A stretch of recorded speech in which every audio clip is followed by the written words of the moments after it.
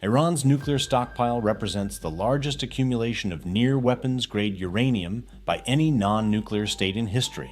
The Islamic Republic now hoards 3,760 kilograms of enriched uranium, including 87.5 kilograms at 60% purity, enough fissile material for 9 nuclear weapons if further enriched. This unprecedented stockpile dwarfs North Korea's entire nuclear arsenal and exceeds the combined enriched uranium holdings of most established nuclear powers at the time of their first weapons tests. The speed of Iran's nuclear acceleration defies every expert prediction. Advanced IR-6 and IR-9 centrifuges now spin at Iran's hardened facilities, enriching uranium 10 times faster than the primitive centrifuges that launched Pakistan's nuclear program in the 1970s. Even Israel's devastating June 2025 strikes on Natanz and Isfahan facilities failed to halt Iran's nuclear momentum. The deeply buried Fordo facility continues producing 60% enriched uranium at record pace, churning out enough weapons-grade material for one bomb every 45 days. This isn't just another regional nuclear crisis.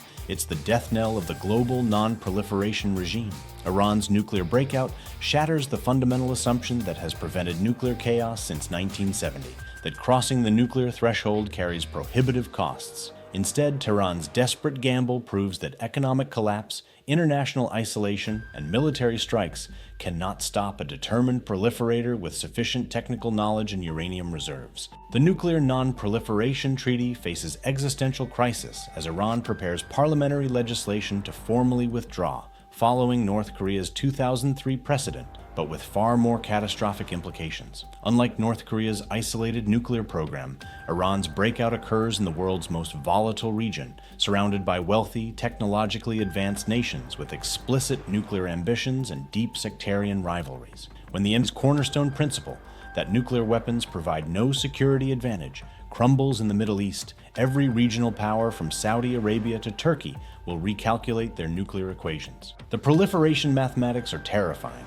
5 additional nuclear-armed states within a decade, each triggering secondary proliferation pressures across North Africa, South Asia, and beyond, transforming nuclear weapons from rare strategic assets into standard regional deterrents. Iran's nuclear journey began as Shah Mohammad Reza Pahlavi's modernization dream in the 1960s, with American blessing and German technology building the foundations of what would become the Islamic Republic's ultimate insurance policy.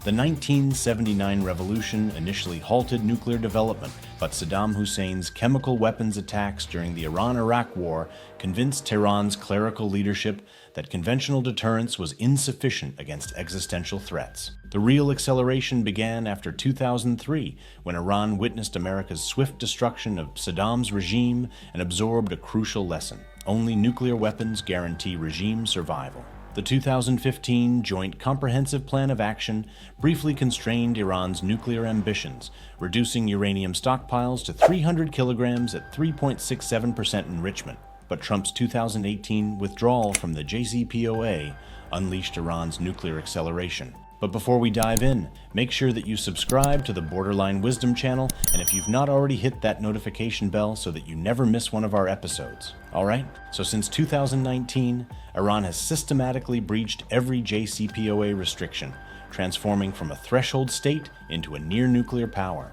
The program that once served as diplomatic leverage has evolved into an existential survival strategy, and Tehran's point of no return approaches with each passing day. The window for preventing Iran's nuclear weaponization has effectively closed. Current intelligence assessments place Iran's breakout time at less than 2 weeks to produce sufficient fissile material for one nuclear weapon, a timeline that renders military strikes, diplomatic pressure, and economic sanctions largely irrelevant. Even Israel's precision attacks on Iran's nuclear infrastructure in June 2025 merely delayed the inevitable by months, not years. The strategic implications extend far beyond Iran's borders. Saudi Crown Prince Mohammed bin Salman's explicit declaration that if Iran develops a nuclear bomb, we will follow suit as soon as possible, represents more than diplomatic posturing. It's a strategic commitment backed by unlimited financial resources and existing civilian nuclear infrastructure.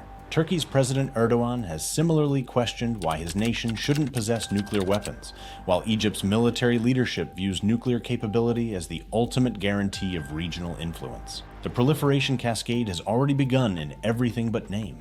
Intelligence sources report accelerated nuclear cooperation between potential proliferators, with Pakistan's nuclear establishment maintaining suspicious contacts with Saudi officials and Russian nuclear technology flowing to Egypt's expanding civilian program, creating the technical foundations for rapid weaponization once Iran crosses the nuclear threshold. The nuclear domino effect will unfold in 3 devastating phases, each more dangerous than the last. First, the immediate response, 0 to 18 months. Saudi Arabia launches a crash nuclear weapons program, leveraging existing civilian nuclear infrastructure and probable Pakistani assistance to achieve nuclear capability within 18 months of Iran's announcement. Turkish nuclear development accelerates simultaneously, exploiting NATO nuclear technology and indigenous defense capabilities to develop weapons within 24 months. Next, the regional cascade. 2 to 4 years. Egypt activates its dormant nuclear weapons program, utilizing Russian nuclear cooperation and domestic uranium resources to join the nuclear club by 2027.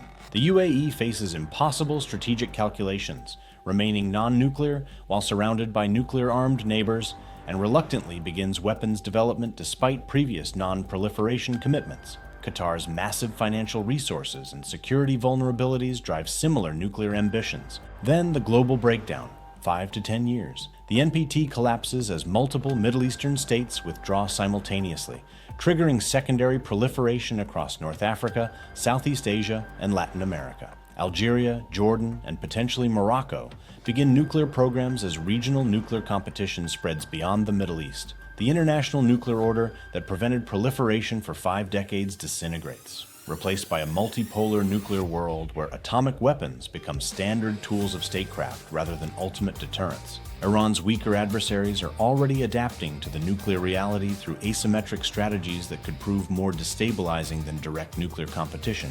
Israel, despite possessing an estimated 80 to 200 nuclear warheads, faces the terrifying prospect of nuclear parity with Iran, forcing a shift from nuclear monopoly to nuclear balance of terror. Israeli military planners are developing nuclear demonstration strategies, including atmospheric nuclear tests designed to showcase superior nuclear technology and deter Iranian first-use scenarios. Saudi Arabia's counter-strategy involves nuclear leasing arrangements with Pakistan, potentially placing Pakistani nuclear weapons on Saudi soil under joint operational control, a dangerous precedent that circumvents traditional proliferation timelines. Turkish nuclear development focuses on tactical nuclear weapons integrated with NATO systems, creating deliberate ambiguity about alliance nuclear sharing versus independent Turkish nuclear capability.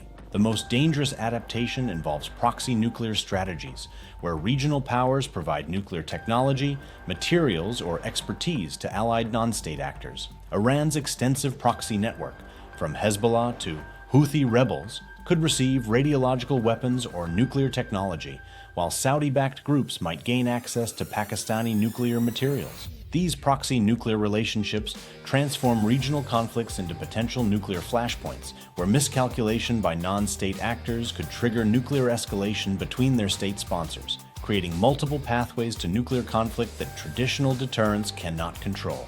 America's extended deterrence commitments are crumbling under the weight of regional nuclear proliferation, forcing Washington into impossible strategic choices. The Biden administration's $23 billion arms package to Saudi Arabia includes implicit nuclear security guarantees, but Riyadh's explicit nuclear threats suggest these assurances are insufficient. NATO's nuclear umbrella faces similar strain as Turkey demands independent nuclear capability while remaining within the alliance framework, creating unprecedented tensions between collective security and national nuclear ambitions. Russian and Chinese nuclear diplomacy exploits Western deterrence failures, with Moscow providing nuclear technology to Iran and Egypt, while Beijing expands nuclear cooperation with Pakistan and potentially Saudi Arabia. The Shanghai Cooperation Organization has become an informal nuclear proliferation network, coordinating civilian nuclear programs that provide weapons-capable technology to member states. Russia's $20 billion